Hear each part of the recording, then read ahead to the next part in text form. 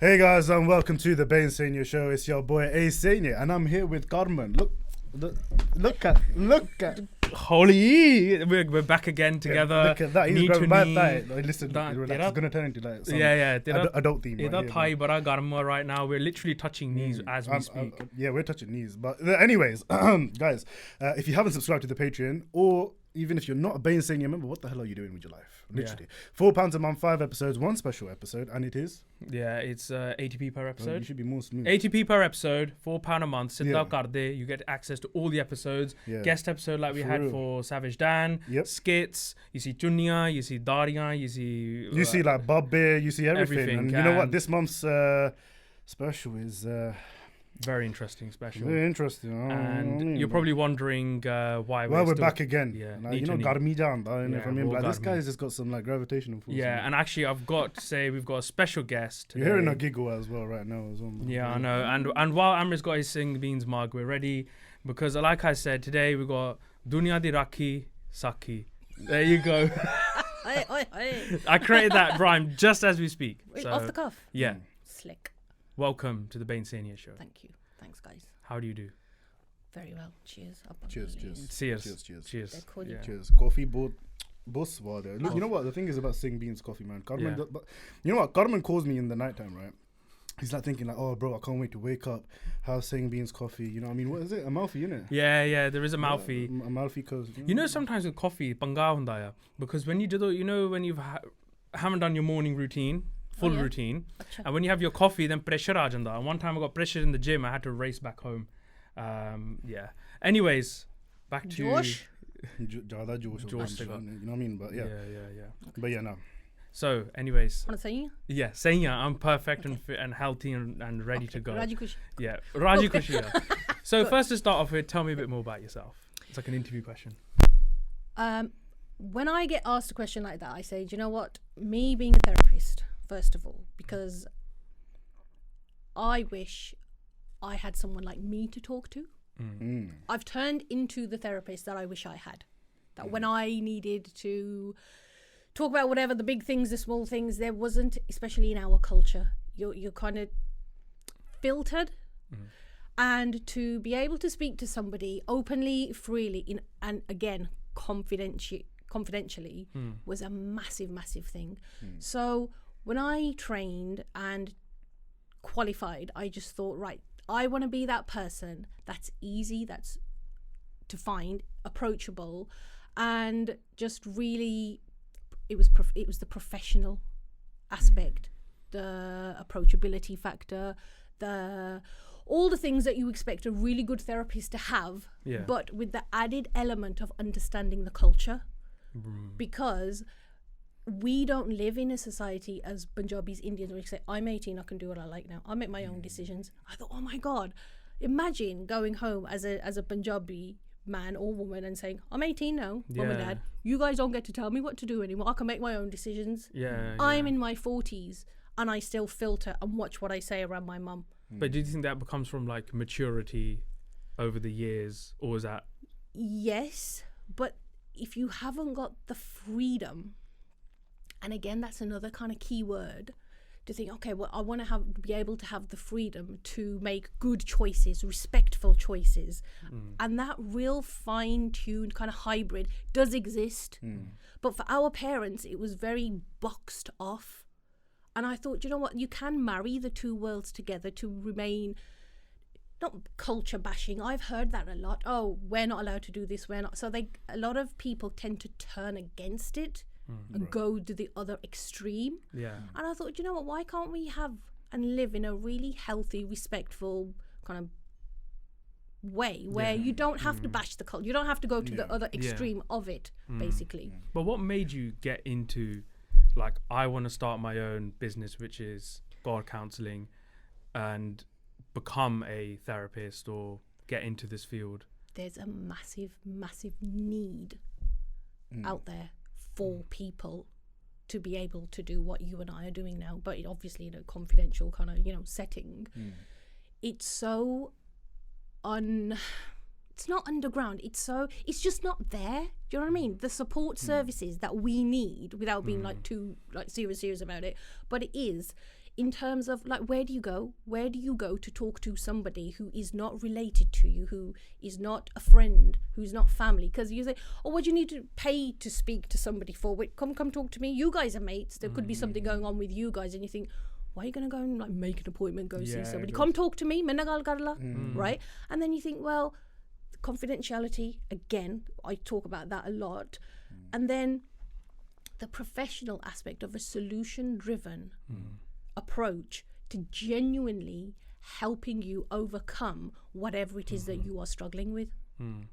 That's what is so important. That's why I chose to do this. I feel like I've been a therapist since I was about 15.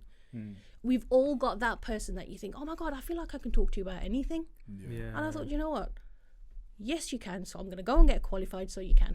I think we all kind of are like therapists. Like Amrit can be therapist in some sense. I could be, you know, we all could be for each other's like listening is tough. It is. That's listening true. is hard work. I agree. I feel like that's the thing. Like everybody is entitled to give their own opinions. They want to say something. They want to say, oh no, you're like this, you're like that. I wouldn't do that. Exactly. And then nobody's like, okay, cool. You know what? I'm just going to be quiet and I'm going to listen to what you're going to say.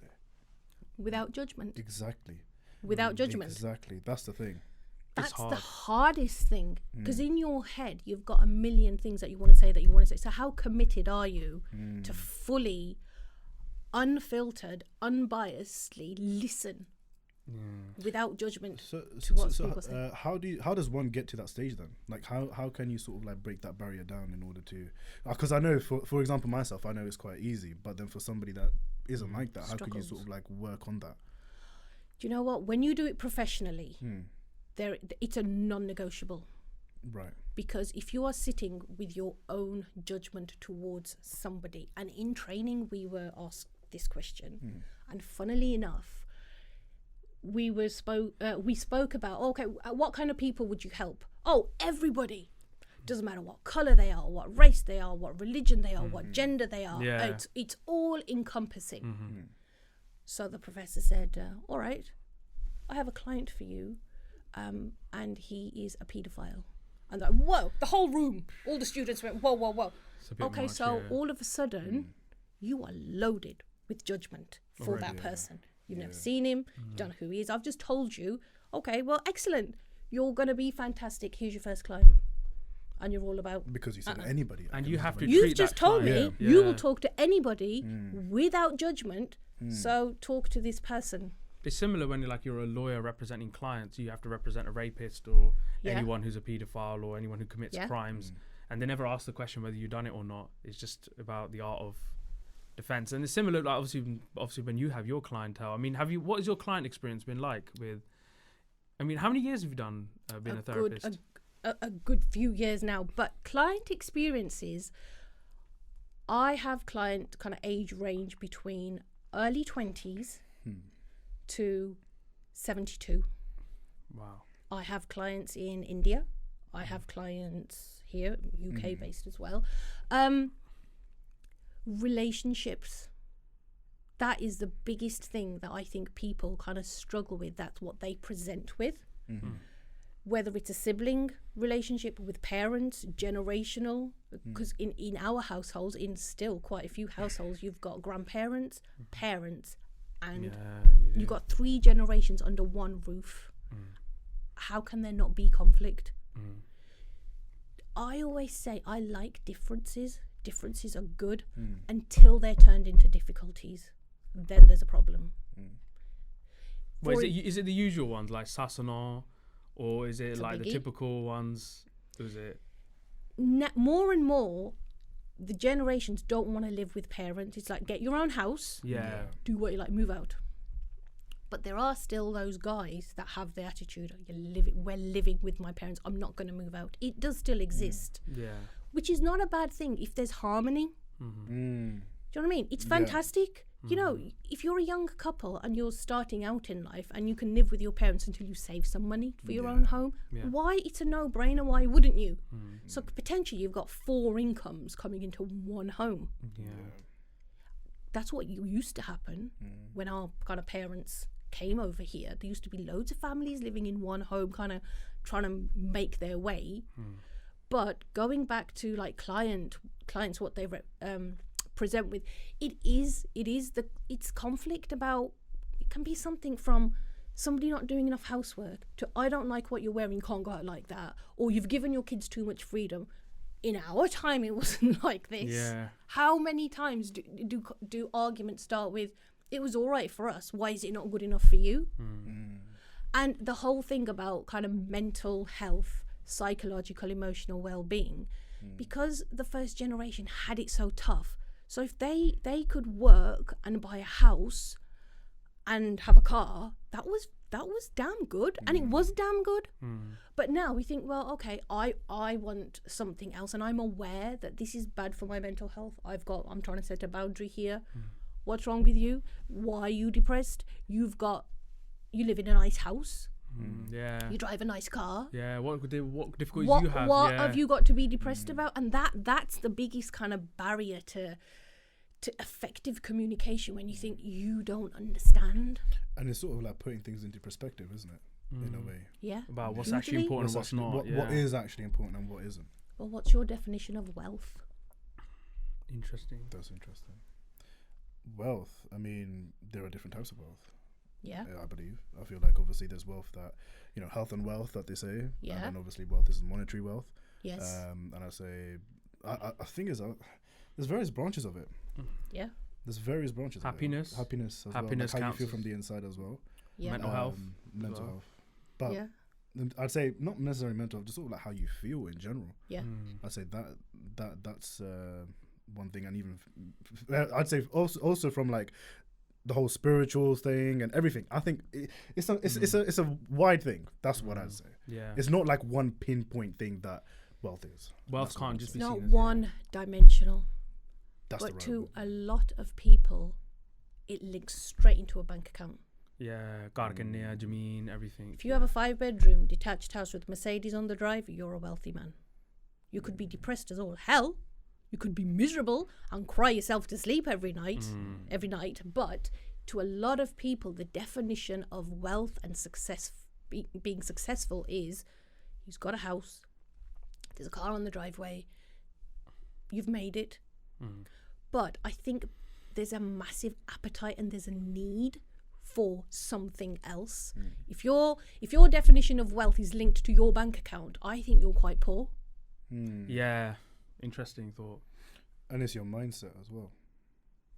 Absolutely. It's like if you think that, okay, this is the end all and all of like, okay, Yeah. I need to have this car, I need to have all of this, and then your perception of wealth is that.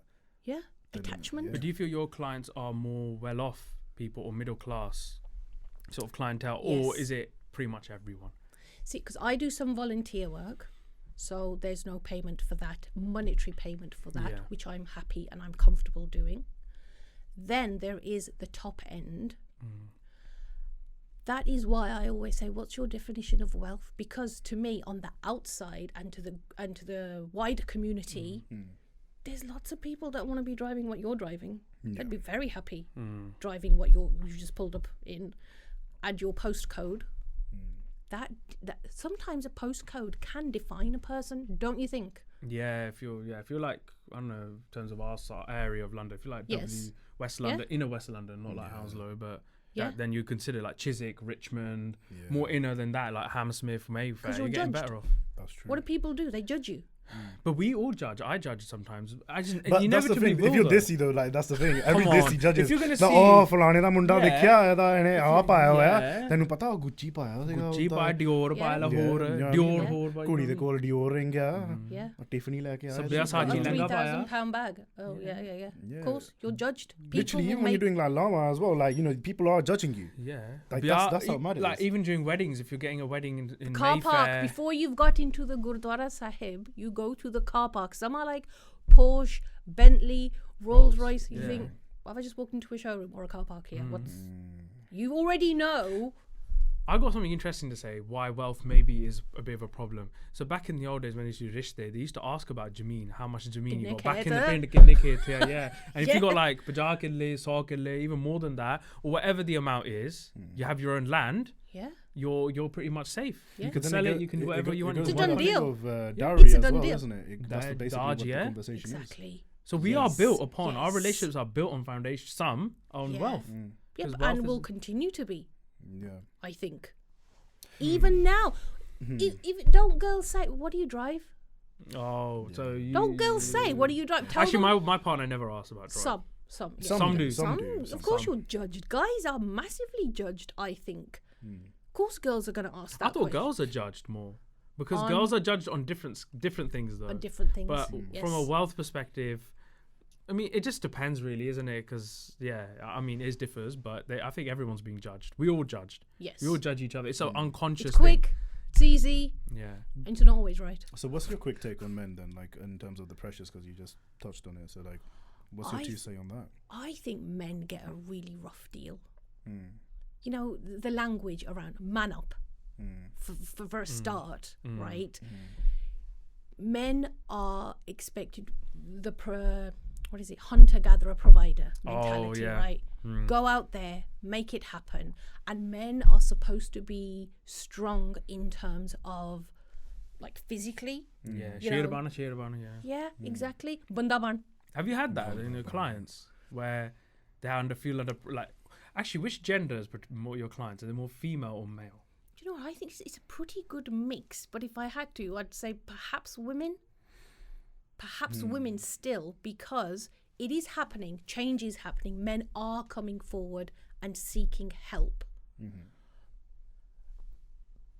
But tell me this. If I said to you, oh, you know, when I leave here, I'm just going to go to the gym. You'd be like, oh, yeah, cool. But if I said to you, when I leave here, I'm going to go and see my therapist. Yeah, I would already think. So my physical well-being, ain't nobody going to bat an eyelid. Okay? Oh, she's going to the gym. Yeah, you're going to go to the gym. Oh, yeah, excellent.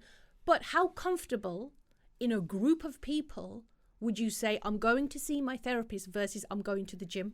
Yeah, therapists, you keep it on the low. You won't tell anyone but that. then that's the thing. I feel like if you ask that personally, I wouldn't mind that because I understand the whole aspect of like it being like that. But then, yeah, you still, but then you would want to realize, oh, that person must be going through something. So you'd be like, oh no, or is You'd everything be okay? empathetic, immediately empathetic. Yeah. But you'd view it differently if somebody said, I'm going to the gym. Yeah, you would. You'd be like, oh, good for you. That's good. That's the thing. I personally, I'm being honest and straight. I would say, like, you'd prejudge if someone's going to a therapist in a sense that, are you okay? We want to help you. Is there something you're going through that where we've not asked? But no one would. Yeah, but then again, it's like you would. It's funny because like if you say that, oh, I'm going to go to the gym, you'd be like, okay, go gym, yeah, like not a second thought. Yeah. But then when you say like, oh, I'm going to a therapist, then you're just like, oh, cool. Do you need some help or do you need some tips? What about helps about gymming, bro? You know, I'm on gym. Like, bro, do you count your calories? Do you need protein shake or whatever? Like, you know what I mean? Yeah. But that's the thing. Is like, you know, it's far more of a sensitive topic, I'd say. Yeah, but if you were sitting here and you're on crutches, your arms in a sling, I'm gonna say, oh my God, Amrit, what happened? Tell me, because I can physically see you're wounded. There's an injury.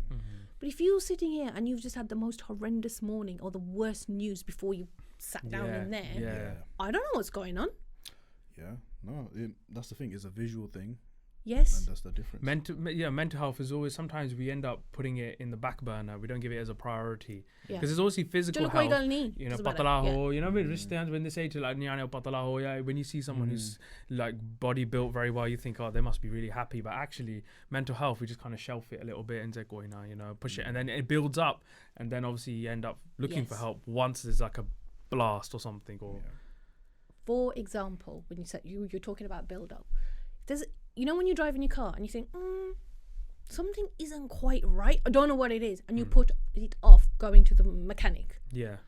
And then you leave it and it gets worse and worse until you think, okay, this damn thing is that I have to go. And the mechanic says, makes that face, makes the noise, and you think that sounds expensive. Right? If you'd have gone there sooner, it would have cost you less. Got fixed quicker and you'll be back on the road. It's exactly the same with our psychological and emotional well-being. It's the accumulative effect. It's the whole doesn't matter. It's washing it under, brushing it under the carpet and thinking, oh, it doesn't matter. Then it's called further down the damage line. Right. And then when please, if anybody's listening, do not wait until there is a crisis to go to counselling. Counselling isn't about a crisis. Do not wait until you're in crisis. Of course, but recovery takes longer. It takes more time. It's like the broken car. our mental health is exactly the same. And it's that thing, isn't it? Like if you're saying that, body that MOT karala, right? It's like, Exactly. okay, yeah, cool. You're going to the gym. You're doing all of that, Yeah. right? You're doing your beauty spas. You're doing your face packs. You're doing everything. But yeah, we got you know what I mean? Like, It's true. it's legit. Yeah. You see, you see in your line of work, you know, people obviously when someone has someone traumatic in their life, you know, someone passed away or a difficult relationship they went through, you know, then they obviously look at therapists. But actually, everyone probably needs a therapist. It's maintenance. Do you ever realize that life is so hard, isn't it? Like you realize life is challenging. There's ups and downs. At some point in your life, you probably do need to. Then you're going to be better equipped to deal with the crisis when it does come along. I agree. I feel like for me as well, like I feel expression is something that's beautiful, regardless if it's like vocal or through art or, you know, for me, my background is an artist, right? I'm a digital artist. So for me, it's like everything regarding like, my process is a bit different. So for me, my artistic process is that I listen to music, a lot of music. Based upon that music, that's how I sort of like resonate and create drawings and all of that, either of the artist or whatnot, and conceptualize some ideas. And I feel like that's the thing. It's like sort of like trying to find what's the best way for you to express. Everybody needs a channel. It's that output. Yes. Essentially, that's what it is. Sometimes it might be creative. Sometimes it might be playing sports. Sometimes it could be anything. Or even having a conversation as well. Do you know what happens when you don't find an outlet? What? It just comes out in more uglier ways. You're right. Drugs, alcohol. Yeah. Addiction. Substance abuse. Yeah. I want to ask you a straight question. Is the Punjabi community toxic? Whoa. It's a bit loaded. It has to be a loaded question. I just wanted to ask after that. I don't think it's limited to just Punjabi people. I think it can be 100% yes. Jealousy in certain pockets of all communities. Yeah. The success. If you have a 5-bedroom house with a Mercedes on the drive, there are some people that are going to come and shake your hand and say, yeah, well done, you made it, and I'm happy for you. There are other people that will come and bloody let the tyres out. We have that. It does exist. Yes. So yeah, that's a jealousy within the community, not being happy for somebody's success. It is a thing. What in our about in the community. sense of understanding mental health? Yeah. Or understanding you need to look after your mental health. That aspect in the Punjabi community. Because obviously, are your clientele mainly Punjabi? Punjabi. Okay. Oh, really? Yeah. I have some non-Punjabi people, but I think specific because I'm Punjabi and I do some work in Punjab as well. It's very close to my heart. So yes, but it's not specifically for Punjabi people. But yeah, a lot of my client base is Punjabi. Slowly but surely, it's coming to light. The awareness is increasing. I don't feel quite right. Nobody gets depressed overnight. Nobody goes to sleep fine and wakes up not fine. It's that small accumulative build-up of now I'm in crisis. So yeah, it's changing slowly but surely. It's definitely changing. Yeah. So, might be a bit of a weird question or a personal question, but does a therapist need a therapist? Yes, 100%. Yes, at supervision. Okay, but so what do you mean by that? Like, as in, like, because of the clientele, or is it because due to the nature of the work that I do and some of the things that clients present with, I have to see a therapist in order for my to keep my accreditation up to date. So yes, I have to. Supervision is should a client come to me with something that I'm kind of struggling with, because I also need to then go and speak to somebody and think, this was a bit of a conflict of interest. One example that I always think of, if me as a therapist, I'm trying to get pregnant for a baby. I want to have a baby. It's trying to start a family and I'm struggling. I've got fertility issues, for example, just say. And a client comes to me who's pregnant and wants an abortion. Right. That's a bit of because we're human. Before I'm a therapist, before you are you and you are you, we're human, right? Yeah. So that is something I should take to supervision. Say, I've really struggled with this. Or religion. Religion plays part. There's Christian only therapists. Yeah. There's gender specific. There's within the LGBT community as well.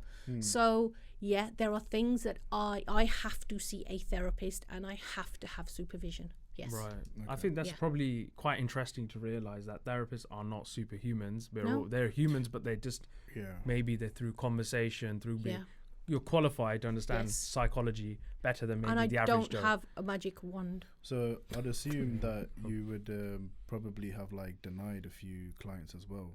I'd assume. I have chosen. It's only ever happened twice. Okay.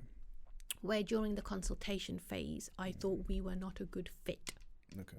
Because for me, I'm very passionate about who I work with, the style of work that I do, for you to get the best out of you. You know, we always hear, oh, he's my better half. He brings out the best in me. Yeah. And then I was like, well, hang on a minute. As a therapist, Hanji, just like that, a bit of that.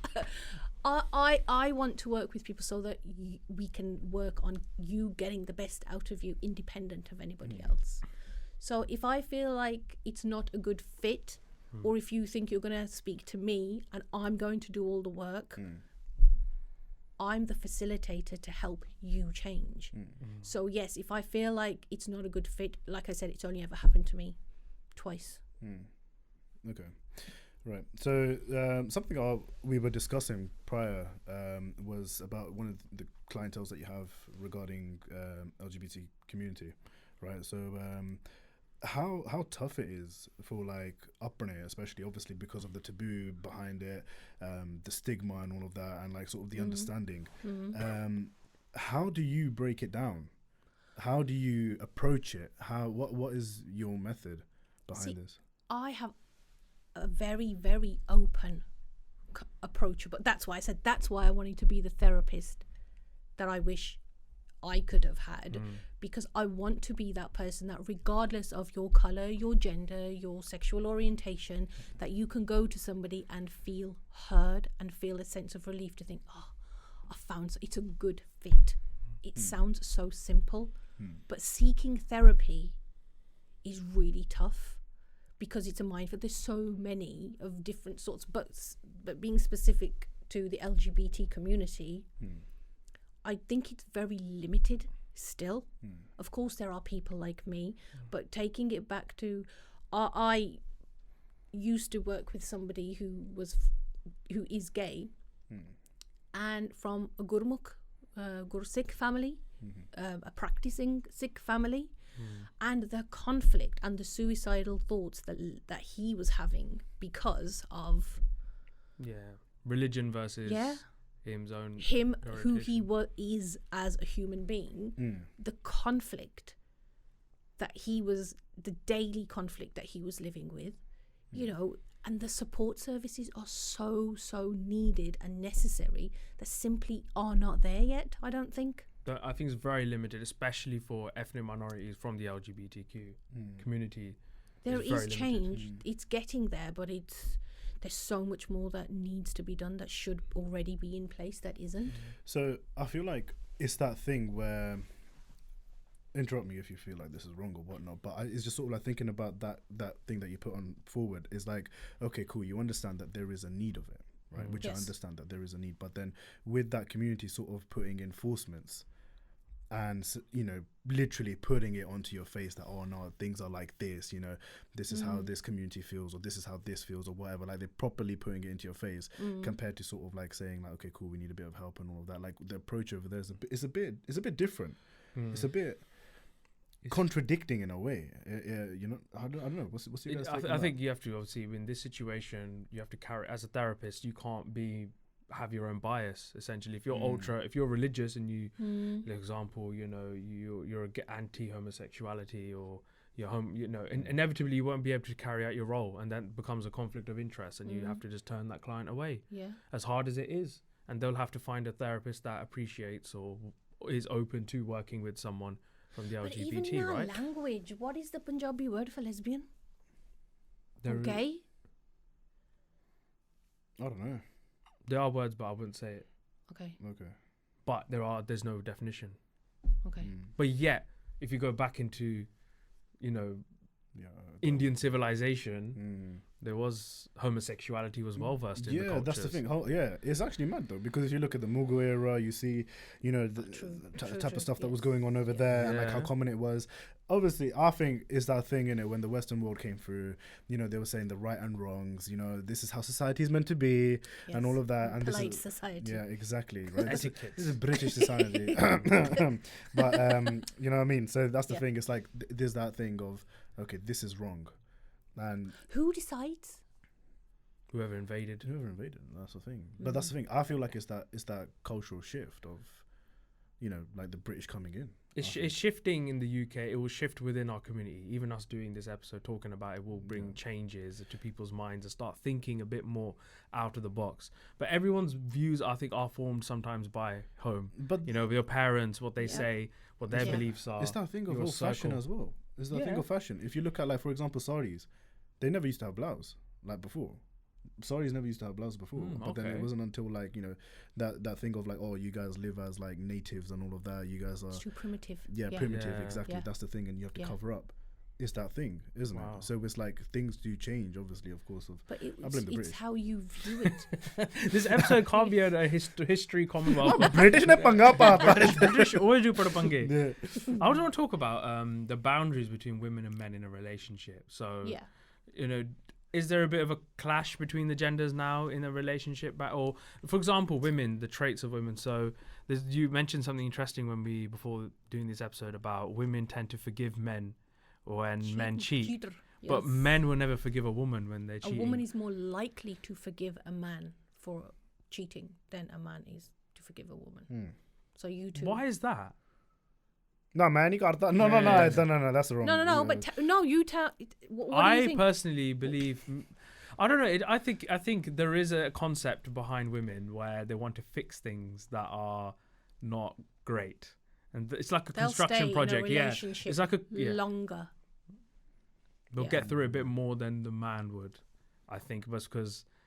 I don't know. I mean, for example, in a domestic abuse relationship, women tend to, their traits tend to be, some women, I don't want to say, want to fix that man. I want to fix his controlling behavior, or, it's a cycle, a vicious cycle, I think. But I don't know, you may know more because you've done a lot of relationship one-to-one counselling. And another thing, before I forget, is a man statistically is more likely to leave a terminally ill wife than a wife is a man. Where does the statistic come from?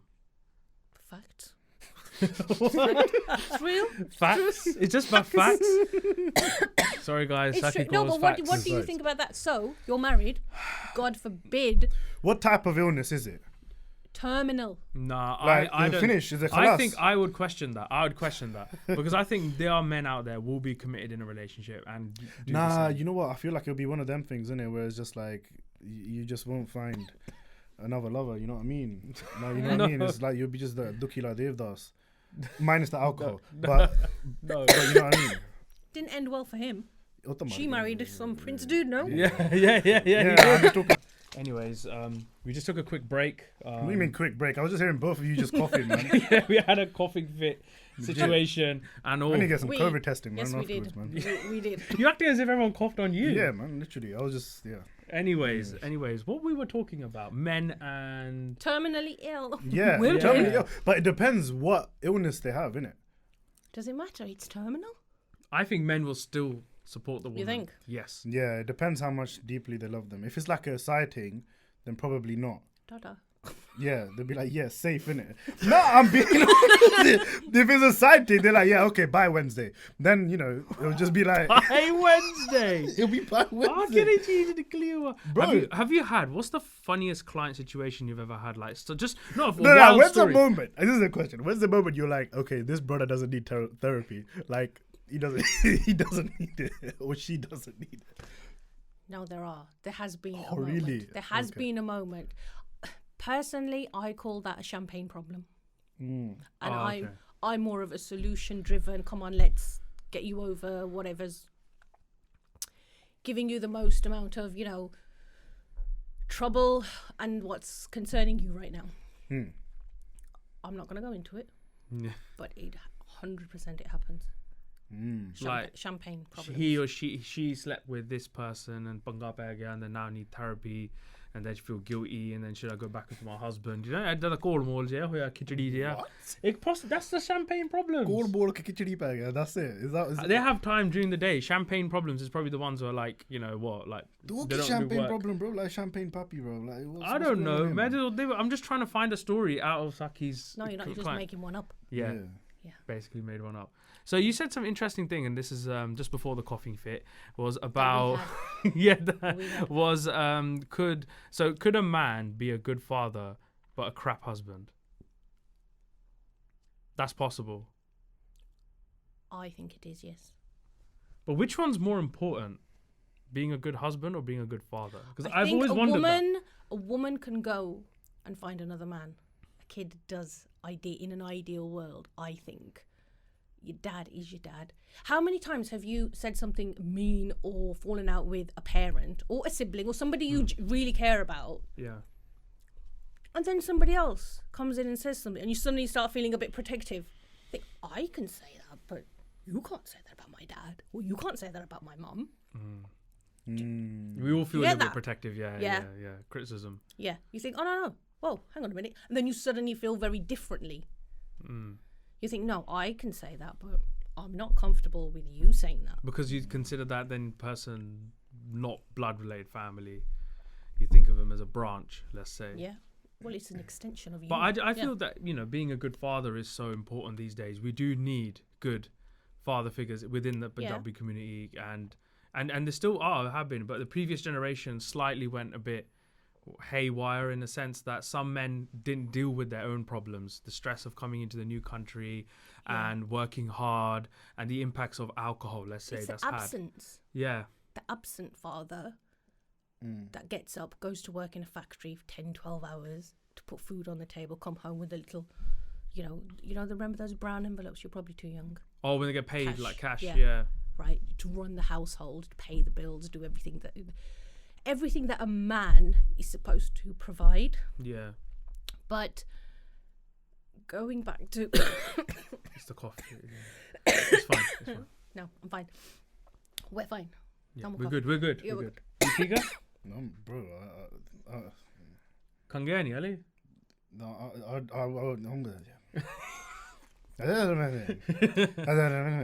You just... Yeah. How many children have you heard that say that my mum was just not around? They're always at work.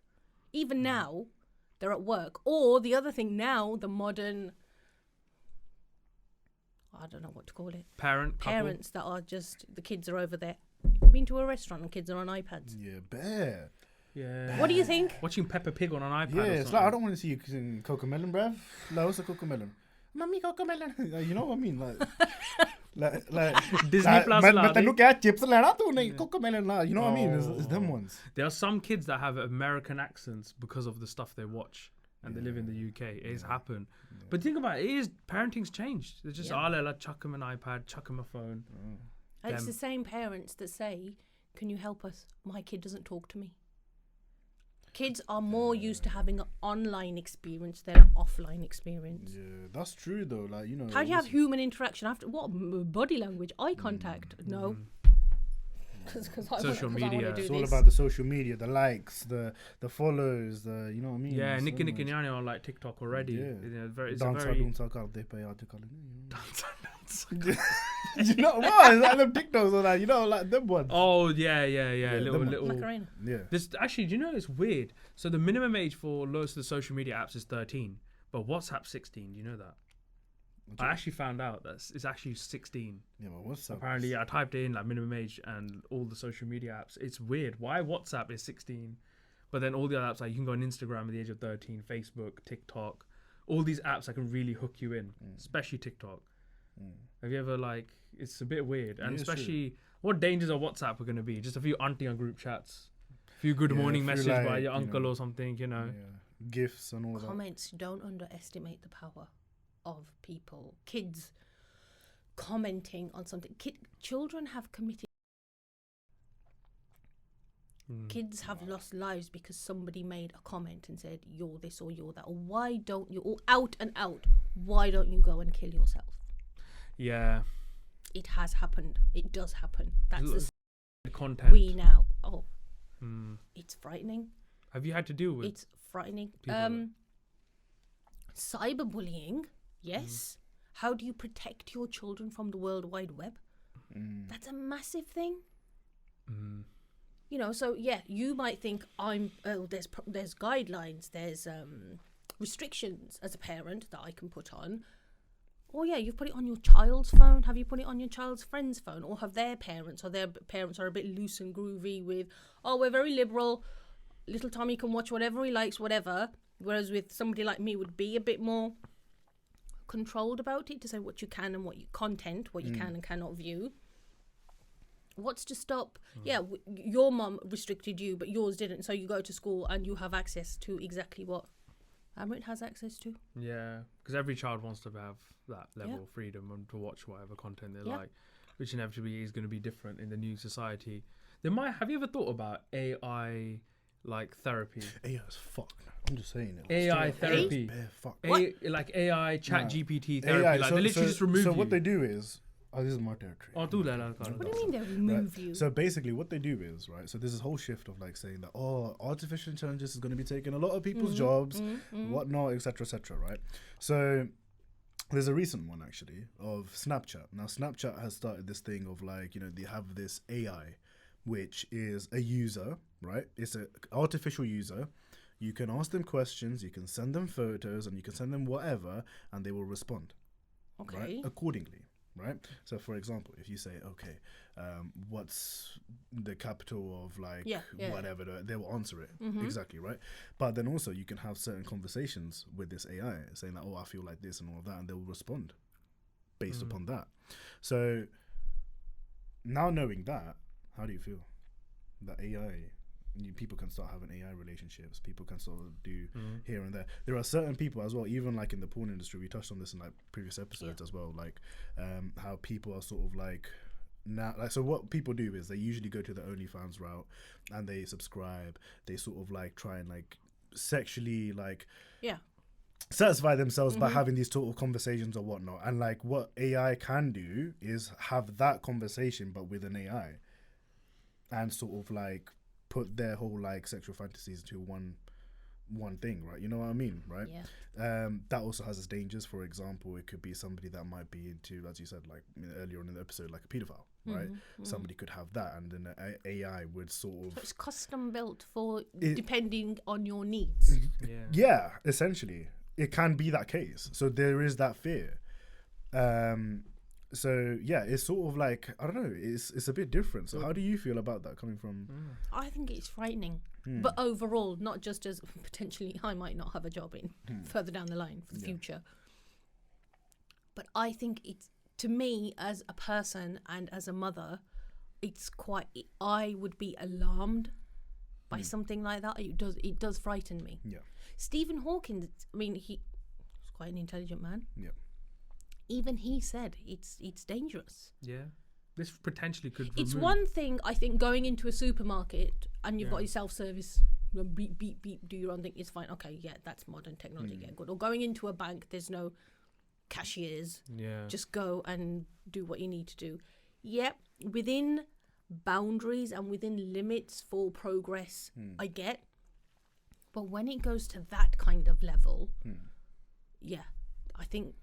But it's, I don't know, is it regulated? Is it, how are we protected as humans? I think there is a bit of a regulation there. But it's not. But you don't know what you're creating. It's not to that extent, because the thing is with AI is basically, it sort of self-learns and it creates that thing. It's not something where it's like, okay, cool, you've told it to program to this point and it will stop. Yes, it can, but then there's a loophole through there. Say, for example, you ask certain type of questions and certain type of things. Like, I know people say that, AI can be racist, AI can be sexist or something like that, right? But it's very different based on the way that you tailor your experience to AI. Oh my God. Very interesting technology, which means potentially technology puts your job at risk, and people potentially not having human form counselors will have AI counselors. They'll probably will create it. Someone will create an app. Imagine.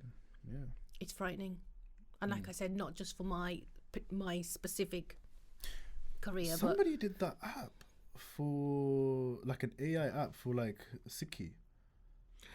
Someone's tried doing that. Yeah, someone tried doing that. And it's getting a bit of I don't remember what the name is, but it did not. It wasn't well received. But teaching, like to teach. I think it was like someone writing questions and answers about from Gurbani and the Chat GPT. Yeah, it was using Gurbani. We'll be able to answer it, but it's not obviously. It's still in process. I don't think they've developed it completely yet.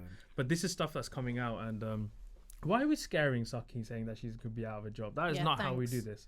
No, it's we're here just to sort help of like her out. because end of the day we're thinking about like how people would think and how people do me a would favor. respond. End of the day, you know. And Koi gal nahi, don't worry. No, don't worry about it. You're still here. But yeah, and this is. So I mean, like, just before we finish off, right? What like would you top 3 quick bullet point advice that you would give to our listeners? The first one, seriously, is do not wait until there is a crisis. Maintaining. Like, look, don't we insure cars? Yeah. And the most expensive. Oh, this is what our phones. Something as basic as a phone. Most of us insure the phone. The contents of our home, we insure, right? This therapy isn't a luxury. Therapy is not a luxury. Don't wait until there is a crisis. Bend before you break. Okay, so second one. Did I not just do 3? Second 3. She just gave you. She gave. Okay. I'm a giver. Okay. See, there you go. And we'd like to appreciate you, Sakhi. Despite coughing fits and anything, she's done really well. We did well. And we'll be going into a part 2 episode, which is juicy, interesting. And what are you going to talk about? We're going to talk about the things that matter, everything. And we're going to be. We're going to go there. We're going to be put wherever there test. is. We're going. We are going to be in pain. We are going to be in pain. Pain. And on that, somebody's pain is somebody else's pleasure. And on that bombshell, we out.